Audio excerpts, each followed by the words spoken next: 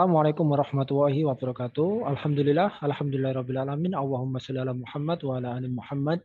Pemirsa Khilafah News dimanapun Anda berada, salam jumpa kembali bersama dengan saya Aziz Rahman di program Kabar Petang edisi Sabtu 7 April 2023. Insya Allah beberapa menit ke depan kami akan menemani Anda mencermati dan menelaah berita paling menarik dan paling populer hari ini bersama narasumber yang kompeten di bidangnya dan tentunya dari sudut pandang Islam. Baiklah pemirsa, inilah kabar petang selengkapnya.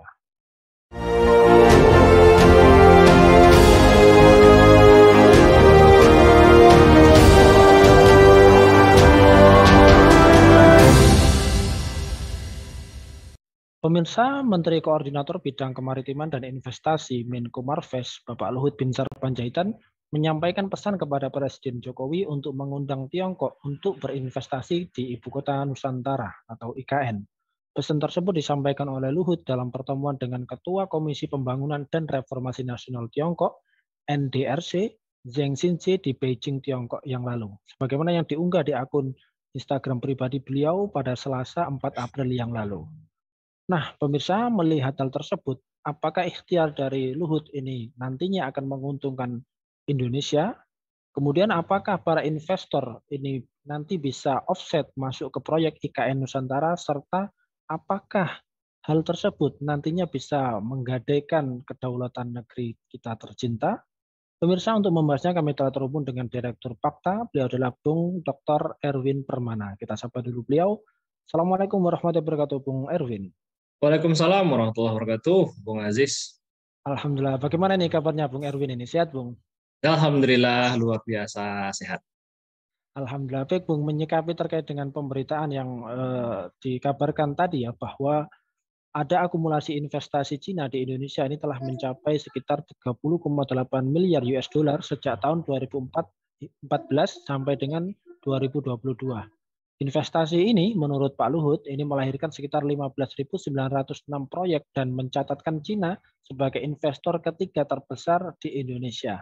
Nah, melihat hal tersebut dan juga keinginan dari Pak Luhut untuk membawa investor Cina ke IKN, menurut Anda seperti apa? Apakah kabar ini adalah sesuatu yang menggembirakan atau seperti apa? Mohon tanggapannya. Ya, makasih Bung Aziz. Kalau ditanya apakah ini menggembirakan atau tidak, tergantung dari kacamata siapa gitu. Kalau kacamata oligarki, ini menggembirakan sekali.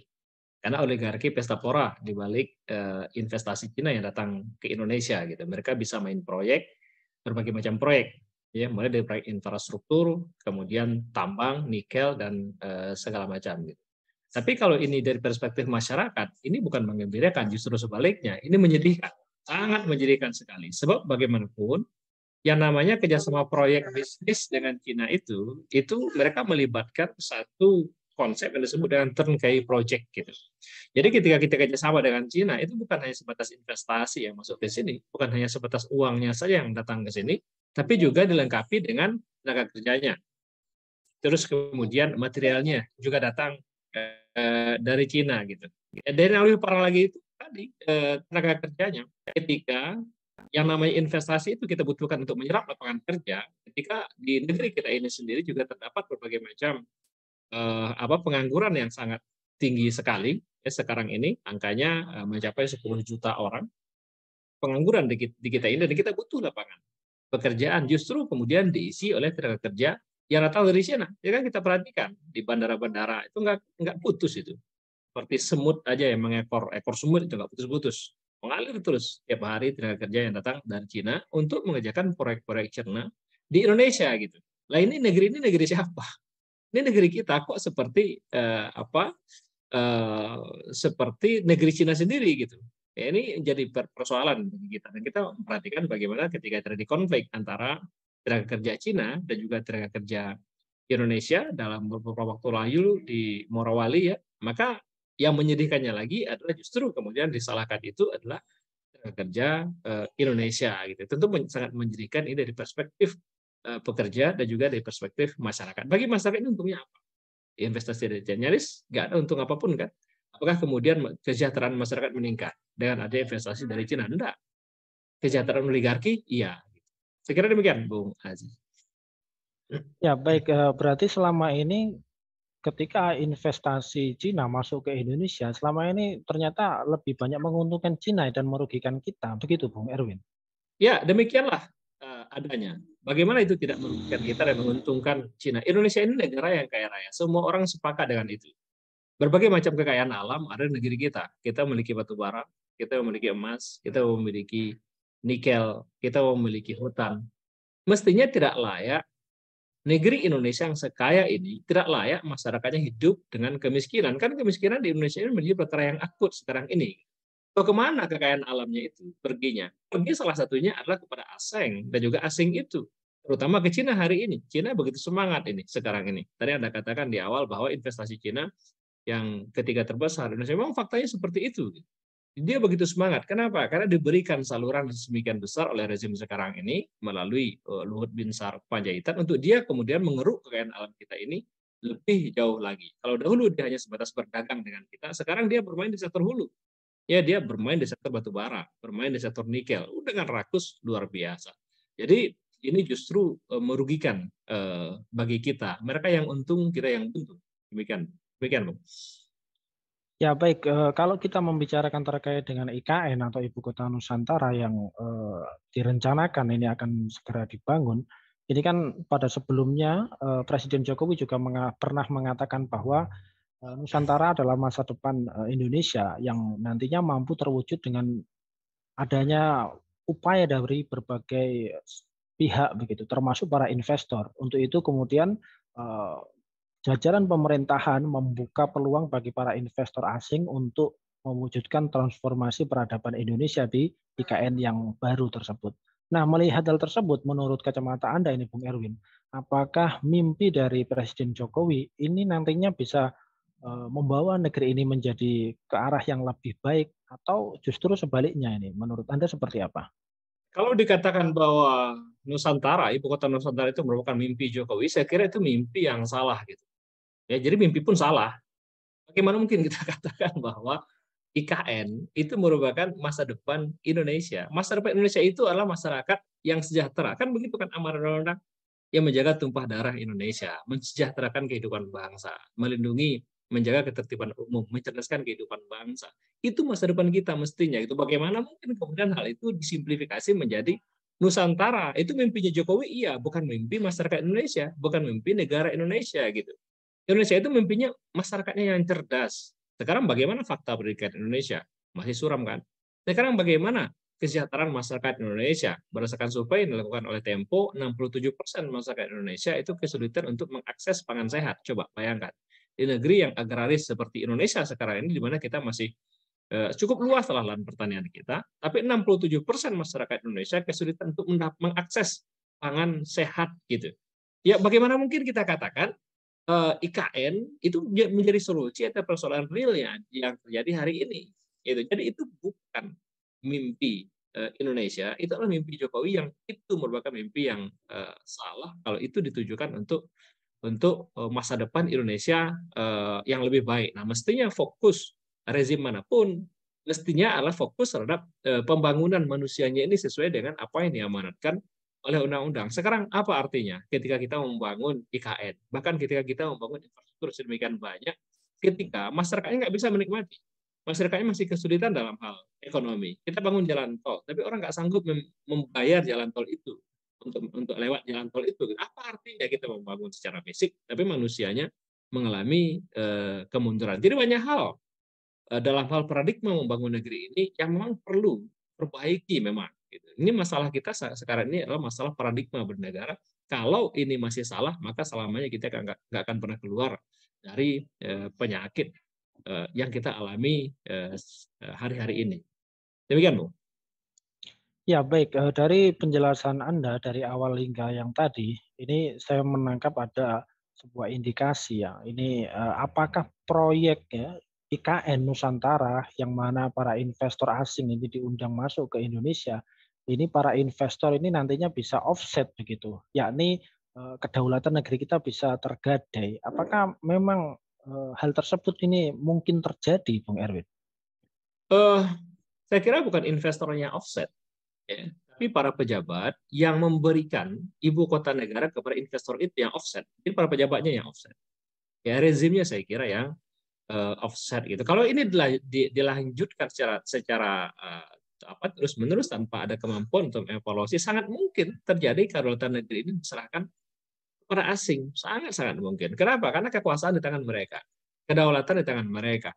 Tanda tangan sah atau tidak sahnya, ya sekalipun itu legal di mata Allah, sekalipun itu ilegal di mata Allah Subhanahu wa taala, ya karena membuat masyarakat menjadi menderita, ya menggadaikan kedaulatan negeri ini kepada asing gitu. Tapi itu akan berlaku, akan terjadi. Sangat-sangat mungkin hal itu terjadi di mana IKN ibu kota negara nantinya itu akan dikuasai mayoritasnya oleh asing, aset-aset strategisnya itu, perkantorannya. Apalagi kemudian berkaitan dengan kebijakan peraturan perundang-undangannya, akan mudah asing untuk mensetir dalam setiap kebijakan-kebijakan yang akan keluar nantinya itu. Kenapa? Karena posisi-posisi strategis semuanya mereka sudah kendalikan semuanya. Pada akhirnya siapa yang akan menjadi presiden dan seterusnya akan mereka yang menentukan. Kalau sekarang kan yang menentukan masih oligarki, yang mungkin sebagian besar adalah oligarki dalam negeri yang menentukan.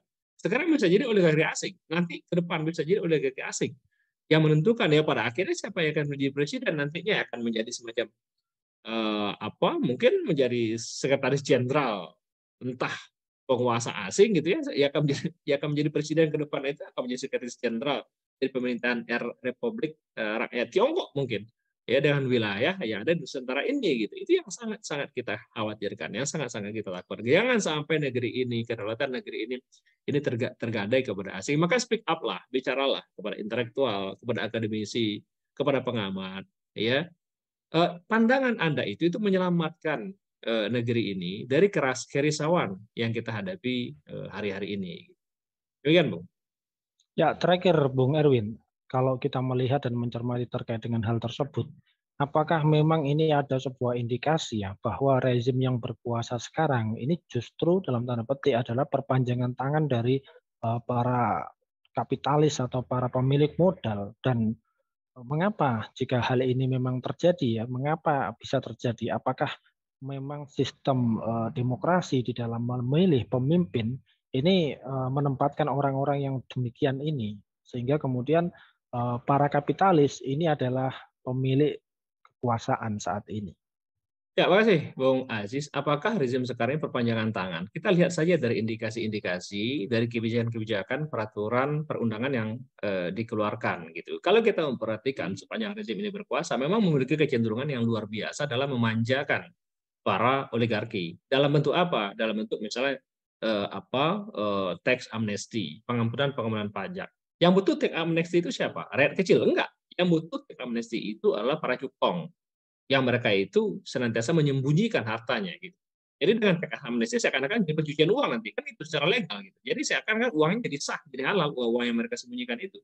Banyak sekali program-program tax amnesty yang dilakukan oleh Jokowi yang memanjakan para cukong. Berikutnya apa? Mohon maaf. Berikutnya adalah berbagai peraturan perundang-undangan yang lahir sepanjang rezim ini. Sebutlah misalnya undang-undang Omnibus Law, ya, undang-undang Minerba, undang-undang KPK, yaitu menyembelih kemampuan dan juga daya taring KPK dalam menangkap para koruptor. Semua undang-undang itu yang lahir itu sangat-sangat nyaman bagi para oligarki untuk mengeruk kekayaan alam Indonesia, mengeruk kekayaan Indonesia termasuk kekayaan APBN tanpa mereka tersentuh hukum. Kalaupun mereka bermain proyek APBN, mereka nggak bebas dari KPK. KPK nggak memiliki taring lagi untuk mengganggu permainan-permainan mereka gitu. Kalau kita memperhatikan dari berbagai macam kebijakan dan juga perundang-undangan yang diambil, memang kita nggak bisa katakan yang lain kecuali memang ini paling tidak dia mengabdi kepada oligarki, bukan mengabdi terhadap masyarakat. Maka pertanyaannya adalah why? Kenapa itu dilakukan? Nah, memang konsekuensi ini merupakan konsekuensi logis dari mahalnya sistem demokrasi. Sistem demokrasi di kita itu, dan memang di seluruh penjuru dunia, itu sistem politik yang high cost. Ya, sistem politik yang berbiaya tinggi. Ya, kan pernah dirilis oleh Mendagri gitu Karnavian bahwa untuk menjadi bupati saja itu setidaknya butuh 30 miliar itu. Menjadi gubernur Bapak, ratusan miliar, bisa triliunan itu. Menjadi gubernur, ingat menjadi gubernur. Lah bagaimana kalau untuk menjadi presiden? Puluhan triliun bisa-bisa. Ya, untuk menjadi presiden. Bayangkan puluhan triliun ya untuk mendapati jabatan presiden. Siapa yang membiayai? Ya, yang membiayai itu adalah para cukong, para oligarki, ya mereka akan bertarung untuk jagoan-jagoan mereka. Ya bisa jadi mereka bertarung untuk semuanya, sehingga siapapun yang akan menjadi presiden, mereka tetap yang menjadi pemenang. Gitu. Ya presiden A yang menang ya dia tetap aman dengan berbagai macam kebijakannya. Ya, presiden B yang menang juga nggak ada masalah gitu. Kenapa? Karena mereka sudah menaruh telur di banyak keranjang itu. Gitu. Ya sehingga mereka aman. Ketika presiden terpilih karena memang sudah dimodali oleh para cokong ini, maka yang harus dilakukan pertama kali tentunya adalah mengembalikan modal itu. Yang namanya bisnis nggak cukup hanya pengembalian modal, Mas Aziz, tapi juga harus diikuti dengan mencari untung, gitu. Karena kalau hanya mengembalikan modal ya rugi kan, karena ada time value of money, gitu. Ya rugi mereka. Karena itu mereka berpikir untuk di samping pengembalian modal, maka harus ada untungnya harus dicari. Akhirnya apa itu kebijakan-kebijakan privatisasi yang luar biasa. Akhirnya ya jadilah batu bara kita, nikel kita dikuasai oleh para oligarki itu. Hutan kita mana yang itu menjadi milik masyarakat, ya kan? Gitu. Jadi inilah eh, kesedihan demi kesedihan yang kita hadapi. Jadi paradigma kapitalis sekuler yang itu memang tinggi yang membuat kita menjadi celaka. Apa solusinya? Pada akhirnya kita harus katakan bahwa nggak ada solusi lain selain dari menghentikan sistem ideologi kapitalis ini. Gantinya dengan apa? Dengan ideologi yang setara. Jadi problemnya adalah ideologis, maka solusinya pun harus bersifat ideologi. Ideologi apa? Ideologi Islam. Implementasi Islam secara totalitas akan mencegah terjadinya orang-orang yang tak kompeten menjadi presiden, akan mencegah terjadinya permainan-permainan oligarki, pebisnis-pebisnis gelap untuk merampas kekayaan alam negeri ini. Penerapan Islam secara totalitas akan mendistribusikan keadilan secara merata terhadap seluruh masyarakat Indonesia, akan mendistribusikan kesejahteraan secara merata terhadap seluruh masyarakat Indonesia. Saya kira demikian, Bung Aziz. Ya baik, Mas Awan, ini penjelasan yang luar biasa ini. Syukron wa jazakumullahu khairan katsiran kepada Bung Dr. Erwin Permana ini. Dan juga terima kasih atas kehadirannya di Kabar Petang pada edisi kali ini. Insya Allah nanti kita ketemu lagi lain waktu, lain kesempatan. Assalamualaikum warahmatullahi wabarakatuh, Bung Erwin. Waalaikumsalam warahmatullahi wabarakatuh. Baik pemirsa, demikianlah Kabar Petang pada edisi kali ini. Semoga Anda mendapatkan banyak manfaat dari acara kami. Jangan lupa saksikan kami besok di jam dan channel yang sama. Dan jangan lupa juga like, comment, share, subscribe, serta klik tekan tombol loncengnya agar tidak ketinggalan update terbaru dari Khilafah News. Karena hanya di sinilah Anda akan mendapatkan informasi aktual, terpopuler, dan tentunya dari sudut pandang Islam. Akhirnya saya Aziz Rahman beserta seluruh kru yang bertugas undur diri. Wassalamualaikum warahmatullahi wabarakatuh.